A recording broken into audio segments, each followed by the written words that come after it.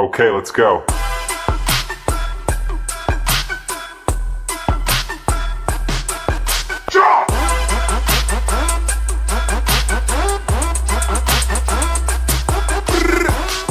Hey, welcome to another episode of Raising the Standard. I'm here with my man Jay Monday. We're going to chop it up today, talk about what he does and just really about life and what he's all about in his business, and we'll just see how it goes. Hopefully you enjoy this episode, and here we go. What's up, Jay? Welcome to have you. Hey, brother. Thank you so much. I really appreciate it. Yeah, so first, name of your company, your name. You got it. Tell me about you. I'm Jay Monday. I'm the owner of the Cooling and Plumbing Company. We've separated ourselves from every other air conditioning and plumbing company in the state by being truly the very best. I've been doing this for over 26 years. I have nothing but 5-star reviews. I win 2 awards every year. No other company can say that. We just take care of our customers. We give them the very best in quality, the very best in service. We just want our customers to be severely happy. And if you look at our reviews online, you're going to see that. Yeah, I love it. How long have you been doing it? I've been doing for 26 years. So when I was a kid, I started in landscaping for my mom. She ran a landscaping company. And the funny thing was our landscapers were always hitting the main water line, you know? Oh, bro. Yeah. So plumbers would come out and charge us. And at the time, I mean, this was in the 90s, early 90s, you know, plumbers would come out and charge us like, I think my mom said anywhere between $1,200 and $2,500 at that time, which was absorbent, huge, you know, because they had to quote unquote dig, and they're plumbers. Yeah. Oh, and we know how much you love trenching. Yeah, I hate trenching. So I always tell people, you know, I'm charging the same price to dig as I am to put pipe in the ground, you know. Yeah. So we started to dig the main lines up so that the plumbers could repair them a lot easier and reduce our costs, but they were still charging us, you know, in the $1,000 range for repairing. So I'm sitting there watching this guy plumb. And, you know, he cleaned the pipe, cut it, put some fittings on, soldered it. Everything was all good to go. And he was done in maybe like 20, 30 minutes. You know, hey, see you later. Yeah. Don't do it again. You know, see you on the next one. Yeah. So, of course, I go back to the office and my mom, I was talking to her about it. And she's like, yeah, that was a lot better. It was only like, I think it was only like $1,200 or something. Mm-hmm. And she's used to paying like $2,000. And I go, $1,200, Mom, he was there for like 20, 30 minutes. Mm-hmm. So, of course, she's like, well, you know, they go to school, you know, this is their trade and, you know, we're not allowed to do it. So it is what it is, you know. You pay, you got to pay the piper. You got to pay the piper. Yeah. So, of course, you know, no one tells me I can't do anything. That's always been my life story. Or so if they do, you're going to show them that I'm going to show them I can. Yeah, exactly. And that's what I did. I went to Home Depot. And, of course, I talked to this is before we had YouTube and all these cool things to teach us how to do stuff. Yeah, social media. Yeah. We literally had to go to trade school. That was our only option, or learn on the job. And so I went to Home Depot and I talked to the guy who was in the plumbing department. And I was like, hey, I want to learn to do plumbing. And he was like, well, you need these tools, and kind of gave me a rundown, you know. So, of course, with my little engineering brain that I have, I'm like, hey, I'm going to buy all this material. And I'm going to make my mom's name. Her name is Diane. So I literally cut all the copper and put all the fittings together, and I made her name. And then I realized, well, how do I put water in it? You know? Mm-hmm. So then I go back to Home Depot, and he's like, oh, you just put this little piece on, this reducer, and then you can put a hose bib on it. And I was like, okay. So I cut the pipe, you know, put the little adapter in there, you know, the male fitting or the female fitting, and then put the male hose bib on and screwed it all in. Cool. Okay. Went to go connect the hose, and I go, damn. It's a male and a male. That doesn't work, you know? Males don't make babies. So, I mean, you know, who knows these days? Right, exactly. That's a whole nother subject. Yeah, different game. So I went back to Home Depot for the 3rd time. You know, boy was like, yeah, you need a hose bib connector. It's female to female. Got it. Yeah. You know, so I put it together. I actually had no leaks, surprisingly, for my first run, which was pretty cool. That is cool. Yeah, so I went to work. Confidence went, dude, right way up. Way up. I was so excited. Doesn't usually happen that way, guys. So no. I say jump into the pit, but be ready for the fight. You know, Absolutely. You're going to come out and you might be a little dirty, but you learn better that way. Well, yeah. And, you know, I've been doing plumbing for over 26 years, and I still, every once in a while, will have one that just doesn't seat right. It's just, you know, even as a master plumber, it's going to happen. It happens. Yeah. Right? Yeah. It's just, you've got so many variables in the equation, you know? So I took my mom. It was literally like this big, said Diane on it. I put it up against the rock at the office, and I connected the hose to it and turned it all on, and went inside. And I was like, "Mom, you got to come check a look at this." And mom, come on, I'm busy. I know, come on. Yeah. So I finally get her outside, and she looks at it, and she goes, "Did you do this?" And I go, "Yeah." She goes, how did you learn to do it? I go, "Mom, I went to Home Depot, and the guy told me, and I figured it out." Yeah. And she was like, "Okay, well, next time we hit a line, I'll see if you can fix it." I said, "Okay." Yeah. So sure shit, Hit a line. Yeah, you hit knew a it was line. coming. Yeah, it was coming. Yeah. It was bound to happen. It was my destiny. Yeah. So we cleared the line. I cleaned it all up, cut it, put some new fittings in, soldered it all together. It held. Yeah. Yeah, and I was like, "Wow, this is really cool." And I learned a lot too, because as I progress, I go, "Oh, these plumbers were really lazy. The pipe wasn't wrapped in any type of 10 mil plumber's tape. There was no tracer wire with this thing." So all these things you learn along the way. Yeah. But I fixed this thing, and my mom's like, "Cool, well, you're our new plumber." So then I started doing the backflow prevention valves for landscaping and pools. Yeah. I started doing the misting systems, getting those all installed. And then I was like, "Well, this kind of sucks. I want to do something different, Yeah. So. Or add to it. Yeah. Right? No, I just wanted to do something different. Yeah. Honestly, bro, I just want to be a firefighter. Yeah. As a kid, there was nothing cooler than driving a big truck and, having the weird mustache and, just getting chicks all the time. Yeah, that's all right. Yeah. Right? Chicks love firefighters. Chicks dig firefighters, bro. And I like girls. So I'm like, hey. Yeah, hey, it's a win-win. Combo. Yeah. Yeah, what happened with that? Well, I tested with the Phoenix Fire Department. I did really, really well. I did a lot of ride-alongs. My mom was a friend with one of the captains at the time, but I kept getting passed up because so many people apply for that position. Yeah. And even though I was acing all of the tests and even the oral board, I did exceptional. If you were military, you got 5 preference points for being a veteran. And then if you were government and or military, you got an additional 5 points for being a government employee. So there was a lot of people that got 10 preference points, and that made all the difference. Yeah. And at the time too, they were doing that EOC, equal opportunity thing or whatever, where they wanted certain races in every single firehouse. Yeah. And I am Native American and I have a number, but I always wanted to stand on my own 2 feet. Like, I don't want a handout. Yeah. And of course the captain was like, "Jay, if you use your number, I can hire you right now because we don't have any natives." Yeah. And I was like, "No, I'm not going to get a job." You earned it. Yeah. Yeah. I never felt like that would be good. Like, I don't want to just get a free handout, So I turned it down, and I ended up doing construction, by the way, in the summer. So that really taught me a crap ton because I'd go work with my uncle in California and we'd build houses.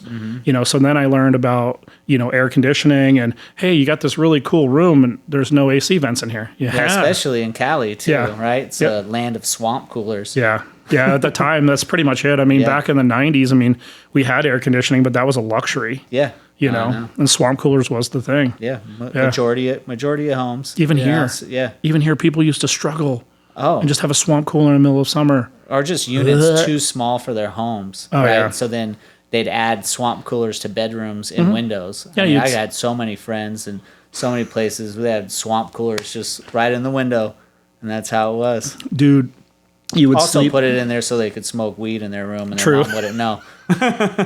True. I definitely had those friends. Like, why do you got this swamp cooler? Yeah, because we could do this inside. Right? We would wet a sheet and put the fans on and then go to bed with a wet sheet over us. Yeah. Just to stay cool. Yeah.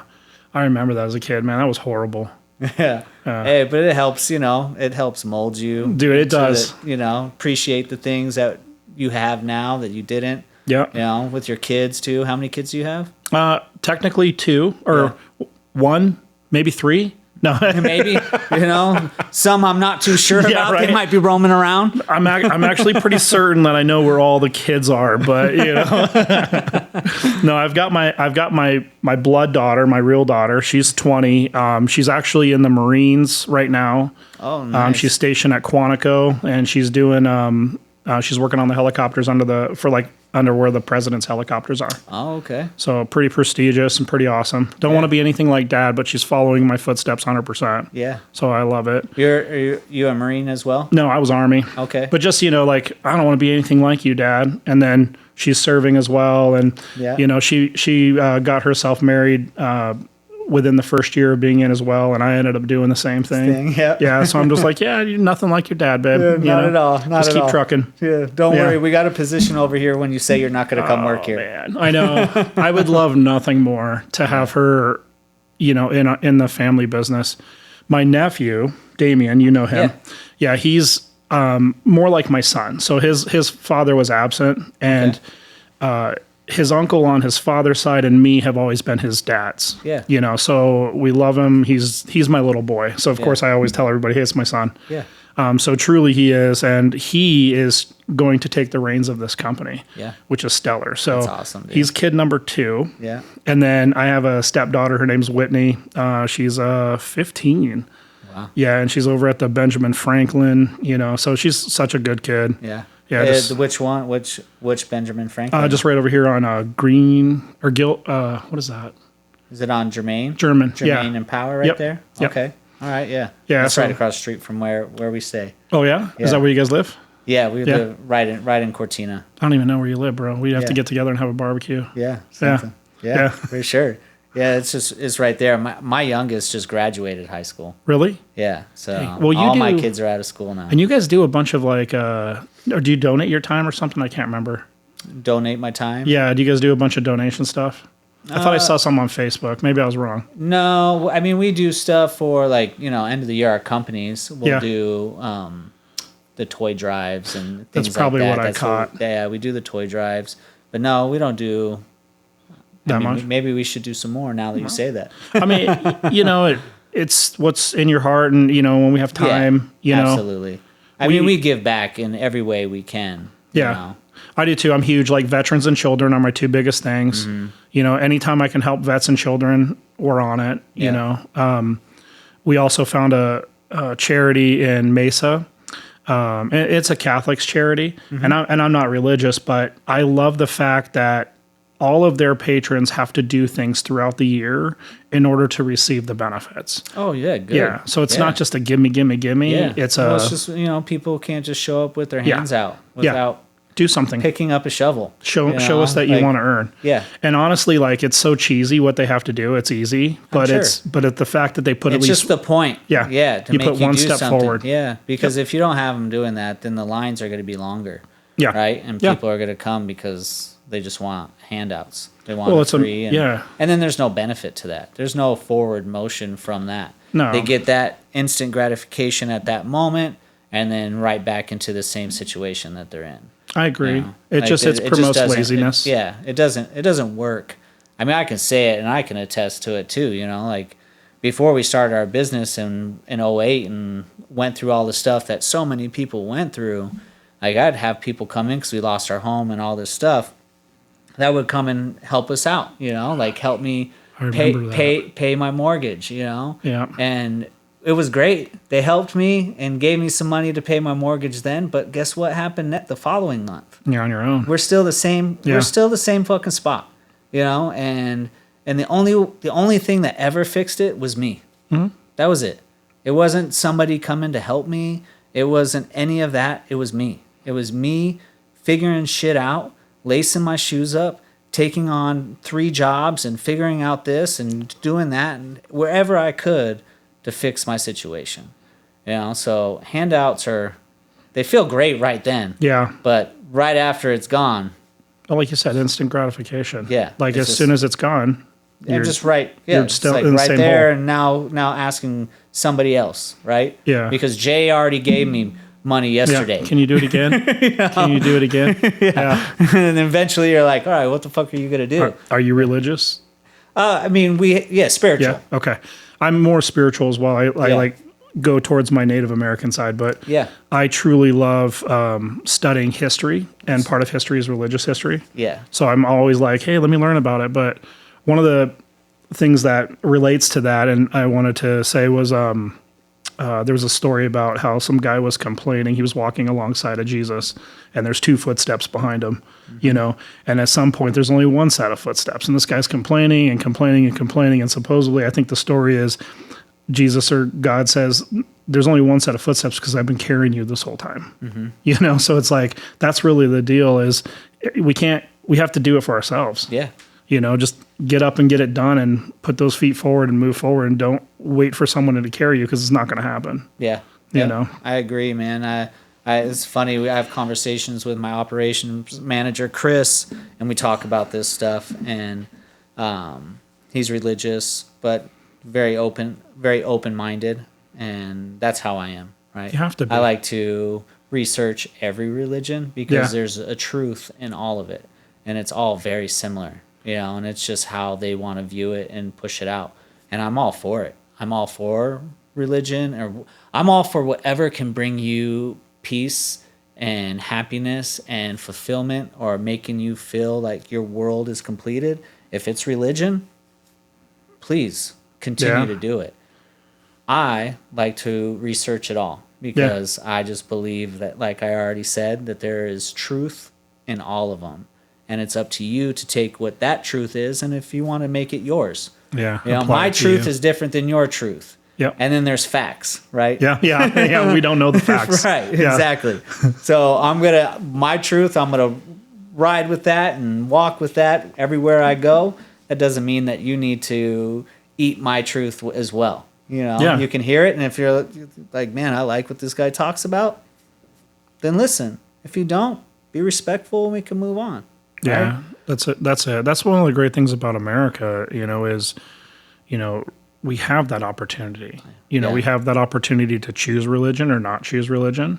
You know, we have the opportunity to work with different religions, you know, so, you know, it's the greatest thing about America is that we're a melting pot, you know, and you can and that's why we're honestly the best at everything we do. Because we got so many different cultures just putting everything into the pot. And when we work together, we can achieve anything. Oh, yeah, exactly. We work together, we're unstoppable. Yeah, unstoppable. Yeah, completely agree. Let's move back. Also, I know, so you own multiple companies. Yeah. Right? So cooling and plumbing, and then you also have your restoration shop. I have a hot rod shop. Shop. What is that? What is that called again? So it's called Balls Deep Hot Rods. Yeah. So very Balls cavalier. Deep Hot Rod. Balls Deep. Yeah. Just the name, you should hit them up. True.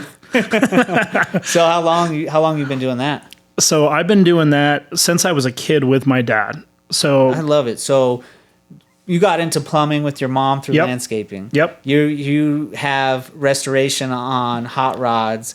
Started with your dad as well. Oh, dude, I'm a car guy through and through, bro. And that's why I started working. Like when I was a kid, you know, in junior high, we weren't allowed to have bubble gum. So at school, of course, what did I do? I sold gum, you know? So one of my friends down the street, his dad was a candy man that drove the van around. Yeah. And so I started buying bags of watermelon bubble gum from him. And of course I'm like, all right, so one piece of bubble gum is 15 cents and 2 is a quarter. The kids were like, well, here, I got a quarter. Give me 2.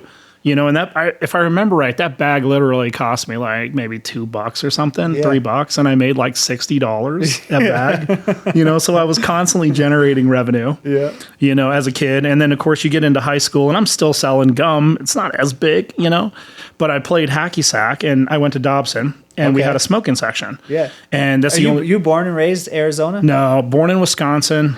We moved to California for about 2 years, and then we moved here as kids in 85. 85. Yeah. So I mean, pretty much between I was 5 years old. Yeah, between I was 7.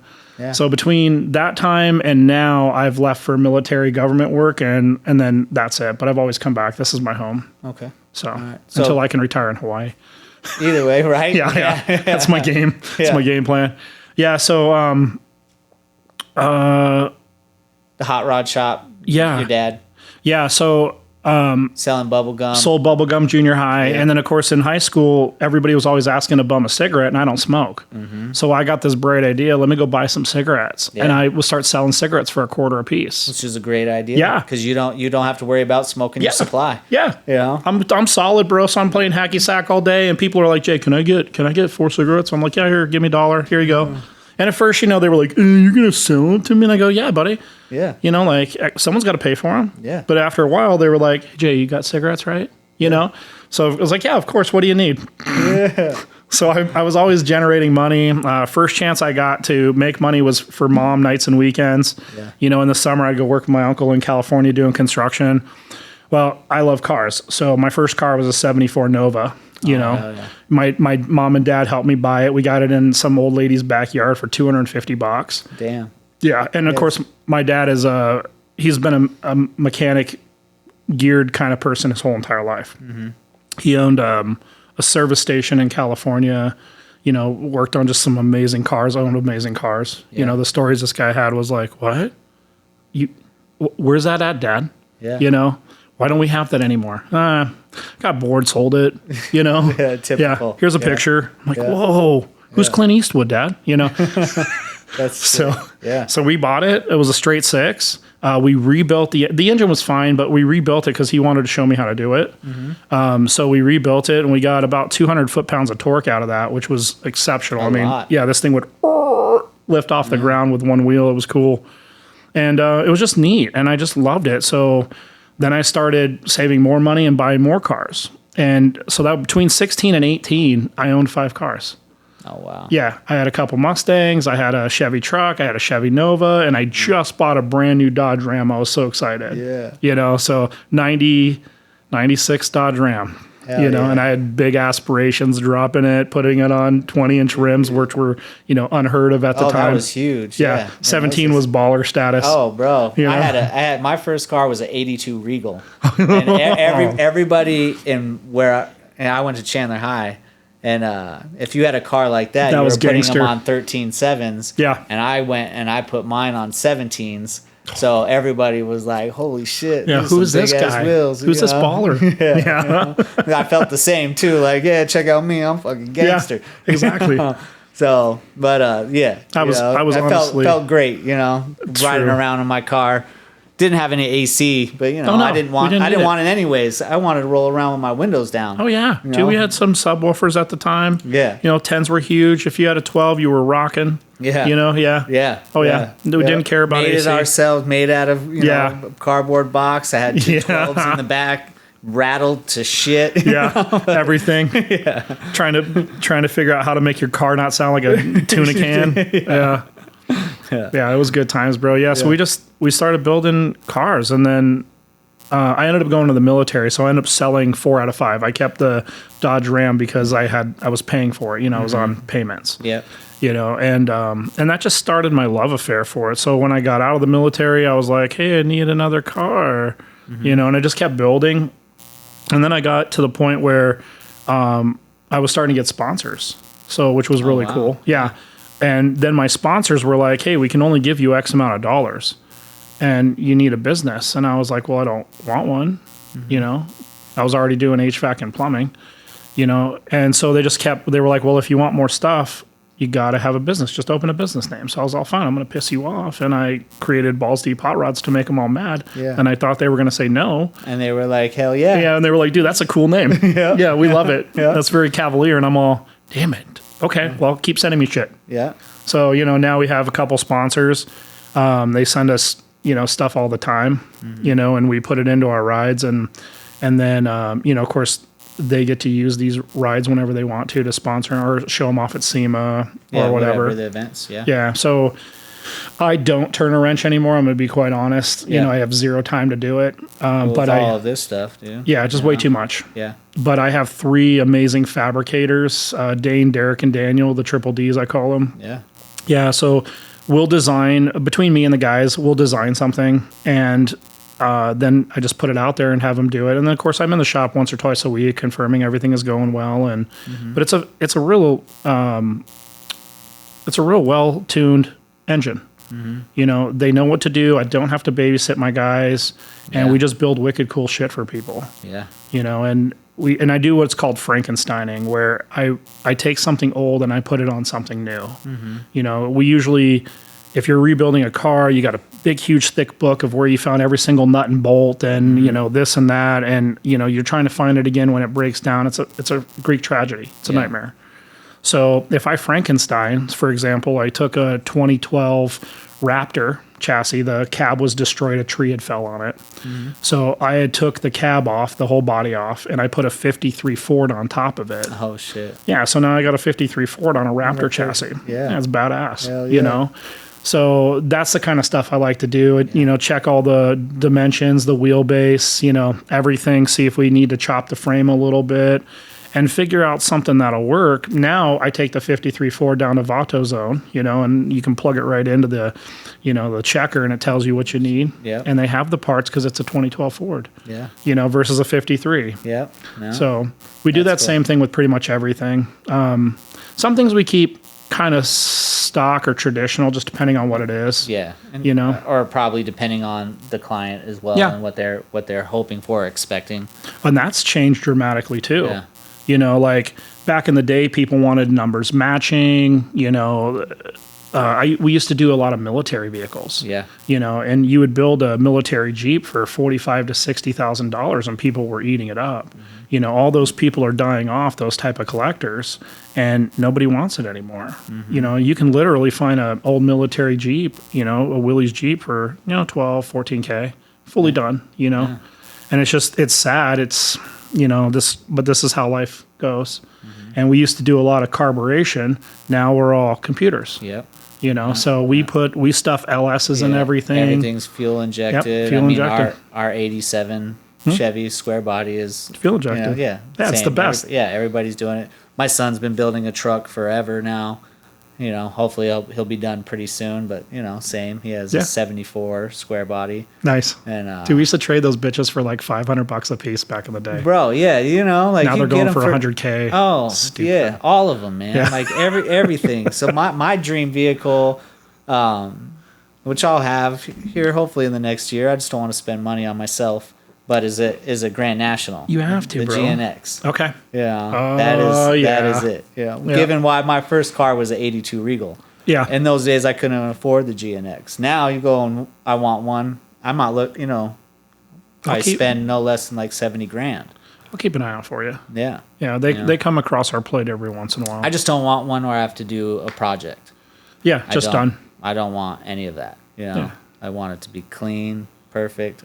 Hop in, you know, as perfect as it can be, right? It's going to come with stuff. That's a tough car because it's iconic. Yeah. So it's still standing the test of time. Yeah. You know, versus certain things like old Jeeps and whatnot aren't standing that test of time anymore. So you can get those cheap. But then the reverse of it is we used to trade square bodies for like $500 to $1,000. They're garbage. Yeah. And now they're going for $100 to $200K. Crazy, It's bro. stupid. Crazy. Yeah. Our little one that we bought it thinking, you know, we knew it would come with stuff, but still we spent $20,000 on the truck thinking that it wouldn't come with much problems, and ended up dropping almost $40,000 into it because all the electrical harnessing on the whole truck was trash, and They're junk. we had to redo it all and do all this stuff. Plus, we bought it from a young kid that built the truck himself. Yeah. You know, So you got to clean up some Then we some found out, messes. you know, like, Yeah. you did a good job, but there's a whole heap of mess of shit in here. You know? And not. Yeah. Yeah. And I bought it for our daughter, for her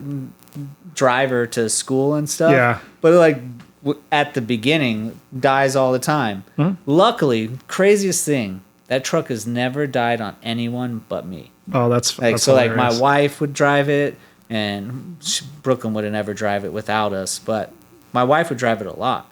And so thankful it never died on her, because Yeah. any of them too, something like that happens, they're like, holy shit, what do I do? It just sucks. They they feel it's a helpless. pain in the ass. And then you feel helpless because you got to go. I'm not there, and I Yeah. have to, all the stuff. Yeah. So, you know, whatever it is, it's looking out for us when the truck has died. It's when I'm driving it. They're like, Yeah. I know you can handle this shit. Yeah, it's like here's a little test. Let's see if you can stay patient. Give you a little taste. Have a good time.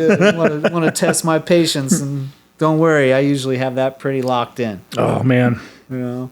Yeah. What would you? So, I mean, I know that you have multiple businesses. Yeah. And if you were to talk to somebody that was looking to start a business, what simple tips would you give them on what they should do or what you think they should do? Just advice. Yeah. Right? Most importantly is know the business. Yeah. I mean, like, for example, in our industry, both our industries, there's guys who learn the trade. They see their boss, quote unquote, bringing in a big ticket, but they don't know all the stuff that's entailed in it. Yeah. You sell an air conditioning system, and nowadays we're talking 10 grand to 30 grand, depending on the company. It's a huge swing, but a tech fresh out of school sees a $10,000 check from the customer and goes, well, that's a lot of money. If I can make that every day, 10,000 times 365, wow, I made 3.6 million. Like, that doesn't work that way. I want to be my own boss, but you don't know how much of that 10 grand is equipment and scheduling and all of the hours and overhead and liability and insurances and all that good jazz. You really don't end up making that much on a 10G ticket. No, people have no idea. No idea. Yeah, and the bigger companies, they're at 30 Gs, but that's because their overhead and percentages are so high. These people are slanging, $1 million a month at advertising. That's crazy. So they have to sell a unit for 30 grand in order to make the same. Balance out, and to make profit. Yeah, so I always tell people, first things first, make sure you love it. Whatever you're going to do, whether it's pools, whether it's cars, whether whether you're in business for yourself or working for somebody. Same thing I tell everybody, and especially the people that matter the most. Like, make sure you love what you do. It's going to test you. And then the other stuff will come in. Yeah, it's going to test you. But if you're going into something just strictly because of money, promise you, you're not going to be happy. Not at all. Nope. No. Yeah, so I always tell people, get into it. And I tell guys in my industry, I say, hey, and I've told this to Damien, my son. I said, hey, buddy, this will be your company. It's yours. But you are going to work out in the field for a minimal of 4 years because I need you to know every single thing. Yeah, all the shit. Everything. The good and the bad. Yep. And unfortunately, it's going to feel like you see more bad. More rough. Not bad, but like more rough things that you have to learn how to do problem solving. Yeah. Because things are going to arise. It's just how it goes. You go into a job. You guys, I can guarantee this. I mean, this is what happens. You'll have a job. You have a plan on how this is going to go. You're going to get into the job, and other things are going to happen throughout the job. And it's what are you going to do at those moments that will set you up to see, like, are you a leader? That defines success right there. This is where you look at Damien and be like, all right, I can see it. He has it. Because he went through this and he didn't start calling, I don't want to say calling people, but like sat down and like really think about it.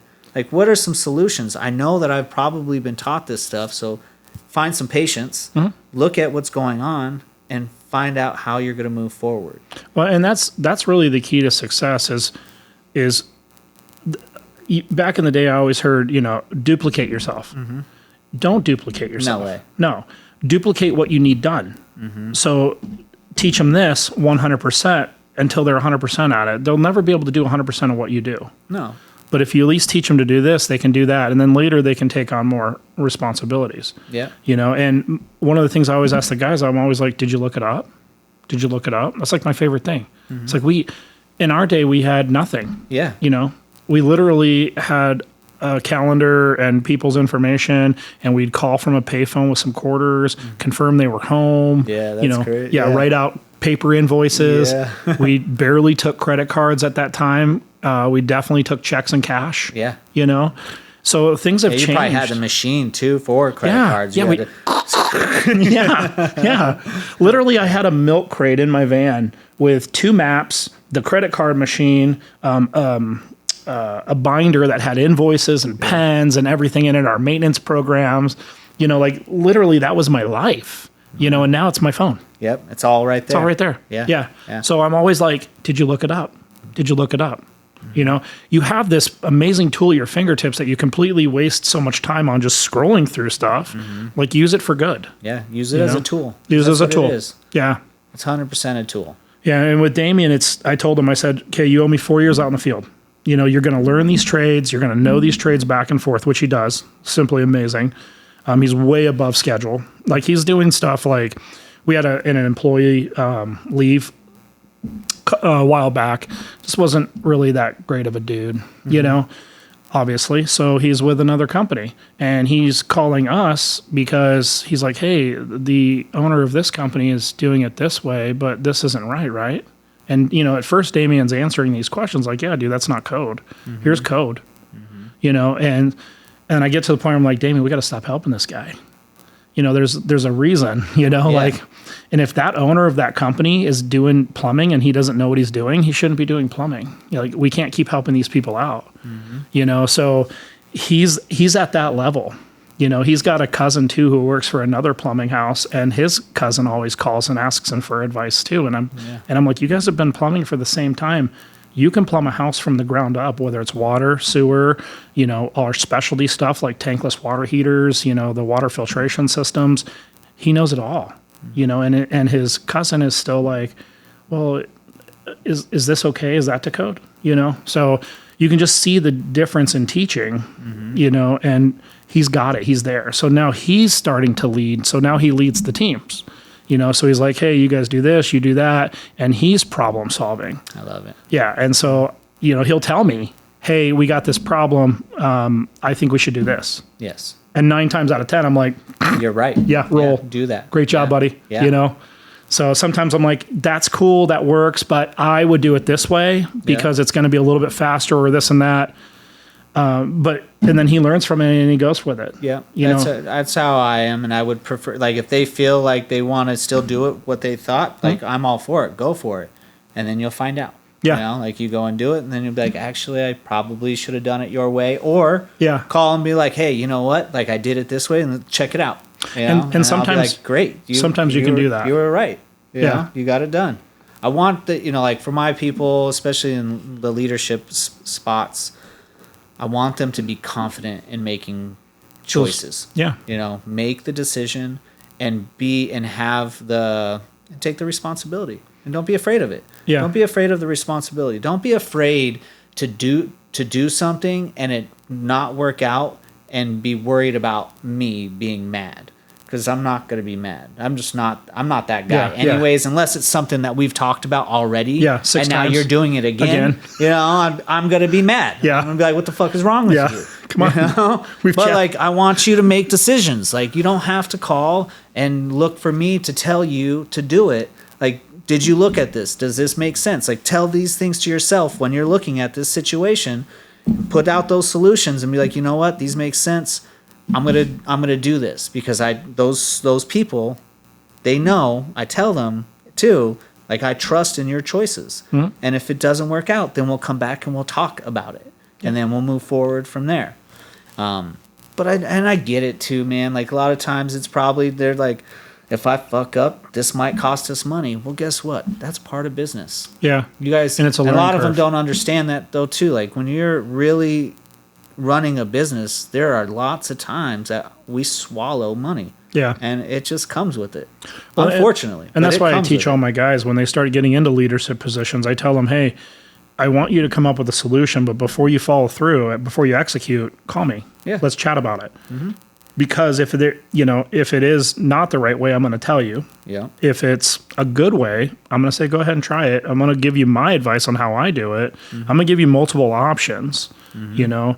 And my guys know if we talked about it and something just didn't happen right and we got to fix it, it's no big deal. It's on me because you talked to me. Yeah. You know, but if you just took the initiative to do something completely wrong because you were being lazy, you're going to fix that on your own time. Yeah. You know, so, and that's a very important lesson to learn that we're not teaching kids anymore.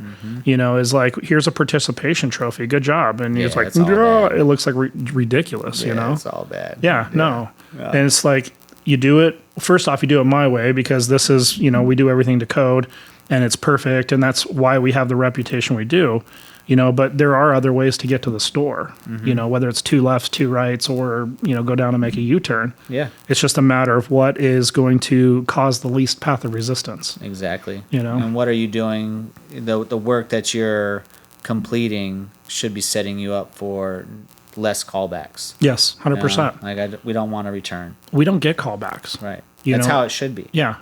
We do it right the first time.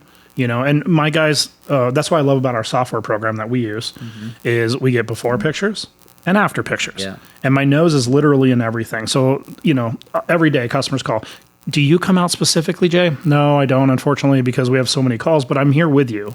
I'm there with my tech. So when my tech comes there, he's going to take a picture of that toilet.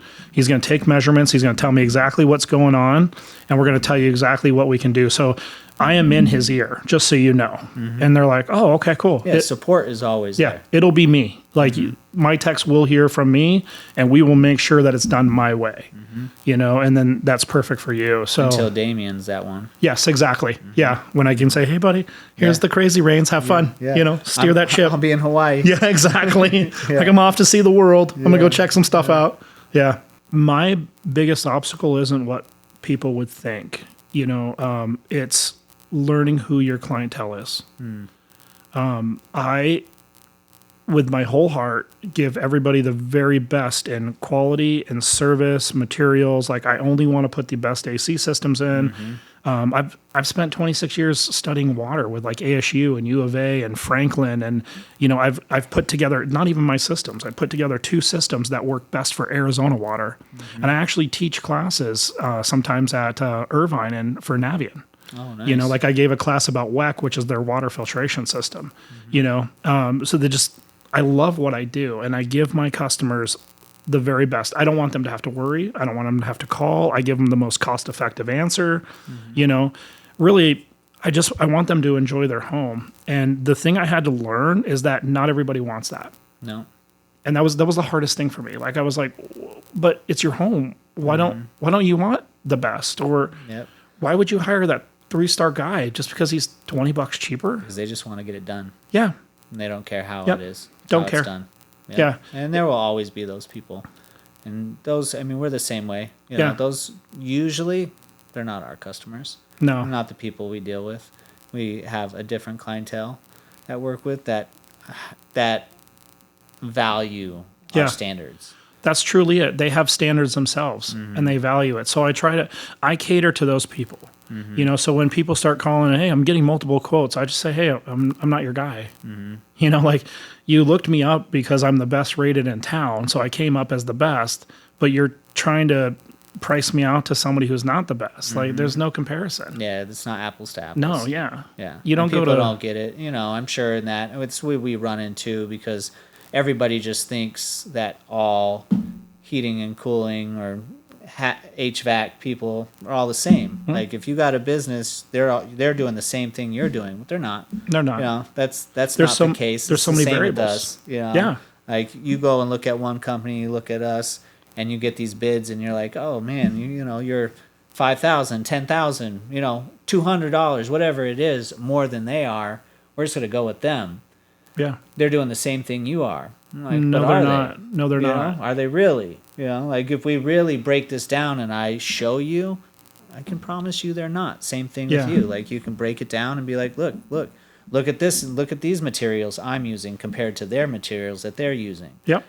Or an unfortunate fact in the service world is they can be saying that they're going to do this stuff, but reality they're doing something else because it's cheaper and they're cutting corners, and you're never going to know. You're not going to know. You'll have no idea that they use cheaper material on your job to make more profit and get out of there faster. Yep. You'll find out the hard way, and that's when somebody's coming to fix that same thing again, but now you're calling Jay and paying that higher ticket, and even more now because you got to fix and clean up somebody else's shit. Over and over again. Yeah. Then that's where we've actually made our mark is we go in and fix things that other companies kept screwing up or couldn't get right in the first place. That's why we started building pools. Yeah. It was literally before we were doing that for a good 5-6 years, spending most of my business coming in after brand new pools and redoing in-floor systems and working with their hydraulics on their plumbing equipment because it's just not done properly. Yeah. And it doesn't work. So here they are spending anywhere from $10,000 to $20,000 on a pool that's a year old to make it work the way it's supposed to work. It should work, 10? It should have worked 10, 15 years, Well, maybe? It should have worked great from day one. Yeah. But it wasn't plumbed properly because they're not using the right sizing, not splitting lines. They're running too much water to two different things where they need infloors, all this stuff. Yeah. Right. And I have to come in and, here we are. So it's like, you know what, Eric, my best friend, and somebody I completely trust in. We're like, you know what, dude, let's do this shit together. Let's have fun and let's set a standard too, because we don't care if we build pools or not. Yeah. We want to build pools, but like if we don't sell pools, we still pay our bills. Like the building of pools doesn't pay our lives. This is extra that we get to make, and so now we build on our standard, not industry standard. Our standard, which is higher than industry, which is why we do so much more. And it's great. It's fun. And we get to see this stuff and see what we make for people and, building dope shit for dope people. Yeah.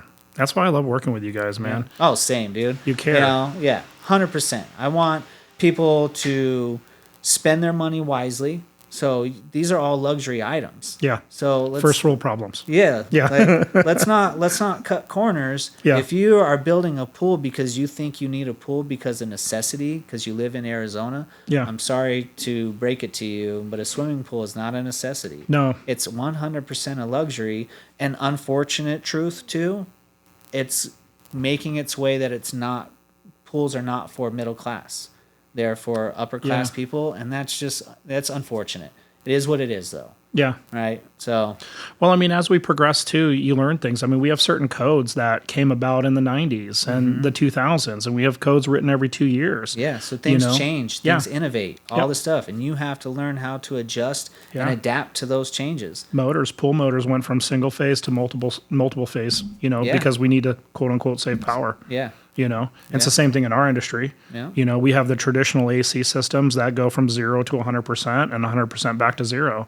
And now for homes, we have the inverter systems, which are true variable speed. It ramps up at 30 and it uses metering devices inside and outside and sensors to say, do I need more or do I need less? And it can ramp from 30 to 100 or down to 70 or whatever. And it's so much more energy efficient, because we got to combat, our high power bills, which is another fun story. Oh, yeah. Yeah, we just and talk all about that stuff. for an And they're hour. so much quieter now, too, the units. Oh, my gosh. Yeah. Bro. I mean, same thing, like when pumps changed, and then now I saw those newer units that you were showing me, those side skinny discharge. ones. Yeah, those things. Every single customer that we put a side discharge in calls me the very next day to go, I didn't realize how quiet this was. Yeah, that's amazing. It's the best ever. Yeah. I have this couple. They enjoy coffee on their patio every morning, summer and winter. And they had a heat pump system, so it operates both summer and winter. Yeah. And the first day that they had coffee on their patio, she was like, Jay, I just wanted to say thank you. She goes, this is the first morning we've lived in this house and we could have coffee on the patio in peace without hearing that air conditioner be like, like the machine from Home Alone. Yeah. When he goes down into his basement. It was just a scary situation. But now, like, she literally went over there with a piece of paper and held it up and it was just blowing. Yeah. And she's like, I can't hear it. She's like, this is beautiful.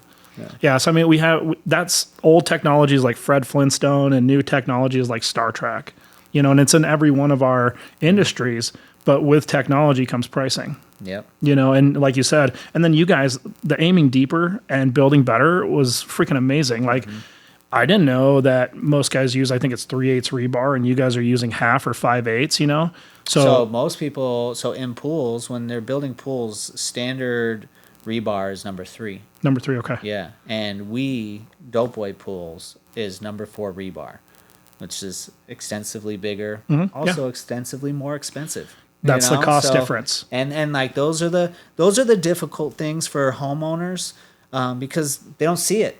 They won't see the rebar and they won't see the shotcrete. But those are little things that they don't make understand. Those tiny little things is what really sets up their pools for longevity. Yeah, that's the structure. It's the base of the pyramid. Exactly. That stuff, like our shotcrete alone, standard is 6-inch walls. Our standard is 8-inch walls. Yeah, it's so much better. Exactly. Yeah. It's thicker. It's stronger. It's gonna last longer. So if you're gonna spend this money, whether you choose the cheaper guy or not, just understand that if you choose, like it always goes, almost always, right? You choose the cheaper option, long-term costs you more money. Yeah. you choose the higher option, as long as they know what they're doing, you're spending your money wise. You're spending your money better long term. It'll last longer and you'll have less maintenance. Yeah, 100%. That's what I'm all about. Yeah. In our industry, we kind of have like, there's different SEER ratings, and one compressor, two compressors, variable speed compressor. I don't sell the two compressors. It's another story, but I tell people, our single stage systems, we call them cubes, and it's about 14 SEER energy efficiency. It's the one that goes from 0 to 100 and 100 back down to 0. So nothing special, but 14 SEER is efficient. It's good for how we build homes in Arizona. But I tell people, I say, if you just need to save money, let's go with a 14 SEER. If you're going to be in the house less than 5 years, let's go with a 14 SEER. Yeah. If it's going to be a rental, you don't care about the electric, fine, go with a 14 SEER. Yeah. But if this house is your house and you're going to live in this house for 5+ years, then we really need to look at side discharge. Yeah, you're going to spend more now, but maintenance wise, so much cheaper. Efficiency, cheaper. Longevity, longer. So really, I don't know that you can essentially do that with pools, but because I wouldn't want to lower my standards, like going from 4 to 3, but I can at least give our customers, hey, I get it. You don't want to spend the extra $5,000 on the bad boy right now. Just get this one right here. But I'm still only selling the best equipment on the market. Yeah, same. So that's the same thing, but there's different scenarios, right, for everybody, depending on the type of pool that we're building, or what they want. There's like our standard packages come with in-floor systems. Are we willing to build you a pool with the vacuum? Yeah. I'll build you an amazing pool with the vacuum that will still, most importantly, operate at a high efficiency level. So whether it's in-floors or vacuum, we can do it. But if you're trying to save some costs, there's always some room to save cost, but never, ever affect our standard and what we expect to accomplish for that client. Well, and that's what you have to think about too. Like, I love that because right now you think, well, yeah, I'm going to save $2,000 or $3,000 or whatever the magic number is, but I'm going to clean my own pool. Do you have kids? Right. Do you have pets? Do you have a life? Yeah. Because good luck. Yeah. like either one, and the two, whether either system on the pool will clean the pool for you, and honestly, most pool guys, because they don't really know in-floor systems all that well. Yeah. Which we plan on throwing another in-floor class. We did one last year and it was great. But most pool guys are in the service world. If you asked them what pool do they prefer, a vacuum pool or an in-floor cleaning pool, they're going to tell you a vacuum pool. Yeah, because they don't know any better. Well, because majority of people that build pools with in-floors don't know what they're doing. Yeah, they're not set up right. They're not building them to a level where they can really where they operate properly. Yeah, at the level that I want them to. And that's something I learned, this is why I started from maintenance. I was the same guy too. People would come up to me and be like, I hate pools with in-floors. They suck because they more work for me.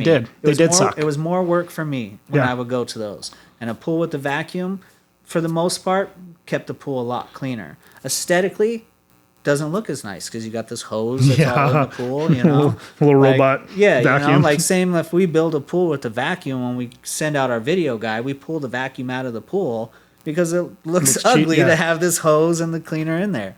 So in-floors are aesthetically more pleasing. They are also the superior system for when it comes to cleaning your pool. But to do that, you have to really build it based on that. You have to know what you're doing. doing. Water flow and hydraulics and all that stuff really, really matter. And the size of piping and all that stuff. Like our pools too, our basic pools that we build anyways come with oversized plumbing. Yeah, I noticed that, and I love that. For a reason, right? Yeah. It's because we want to create more water flow and more water movement. Yeah. I plan on building a pool in our little backyard. Hopefully, we plan on starting it this year, because I want to show people that we can really build something cool in a really small space. We have a little backyard, so it'll be like 11 by 22 pool. But I want to show them, look, this little pool, and I'll build it. We have all kind. My wife is a plant lady. She loves plants. We have plants all over the house. Our backyard is full of plants, and being a pool guy, we don't like plants. No, yeah, no. They make a mess in pools. So we got all this shit in the backyard. But I know that I could build a pool that can maintain and keep up with itself. Obviously, with anybody, you have to take care of your chemistry. There has to be somebody to empty baskets and do. So no pool, no matter how it's built, can self-maintain itself. It cannot do that. Everything requires maintenance. Exactly. Everything in our life. You have to keep up on it. But we can dial it to a way that it actually keeps itself clean by the ways that I'm going to build this little tiny pool and show people and document every bit of it so people can see why this little pool, even for me, I build pools and my tiny pool is going to cost me about 50 grand. Yeah. Well, it's because you're setting it up. It, you're setting it up for the future. I want people You're not to setting see, it up for failure. Right. You know, and people will see at us because we won't build a pool for less than 70 grand. Yeah. You know, so I want people to see, look, I'm building a pool. I am the contractor, right? And I'm going to build one for myself. And it's going to cost me 50 grand. Which that'll be a great video in itself. And just a documentary, you know? Yeah. Yeah. You know, like we're not. Well, you'll be building mine when it's time.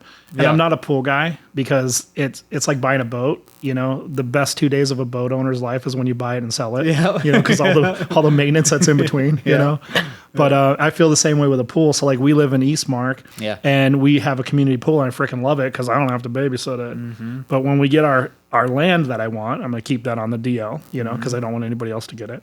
Yeah. And then when we get our land, I'm going to have you build a lazy river. Oh, hell yeah. Pool. Yeah. Yeah. That's my jam. Yeah. You know, so. I love it, dude. Whenever you're ready. Yeah. For anybody else that wants one, we'll build one for you too. Oh, I cannot wait, bro. I cannot wait. And I want to have I want to have a basement because that's where I'm going to keep my cars and my man cave. Oh, hell yeah. And I'm going to have a big, huge glass window to see into that lazy river. That's cool. You got to have it. You got to envision it and make it happen. Yep. And that's going to be you. And I'm just going to be like, build a lazy river, do your thing, you know? Yeah. Well, let's end it, you know, let's just leave people, you know, like what really fuels your passion to do everything you do in your daily basis? Just helping people, bro. My dad is my he's passed away, but he's my everything. He's my mentor. He's my North Star. And growing up, there was nothing more important than honor and integrity and him shaking someone's hand and it meant it got done. Mm-hmm. You know, and so I've lived my whole life under those principles, on those principles, yeah. And so I want to continue to honor my dad by always being the same he was, by just shaking a man's hand or a woman, getting the job done right, and just people knowing that, you know, my word means something. Yeah. Like I kind of feel like that's seriously being lost every day. It is, you know. I mean, and that's just the way it is, you know. That's why we have to do contracts and all this stuff. We can't just shake hands. No. You know, and as much as we'd love to do it, like we can do it, right? Yeah. We know that we're good. But at the end of the day, as a business owner, it's like it's not worth it. No. I would love to do that. People that I work with on a day-to-day basis, like you and I, I can send you a thing and be like, "Hey, bro, cool, do it. Get it. See you later. I know you're gonna get it done."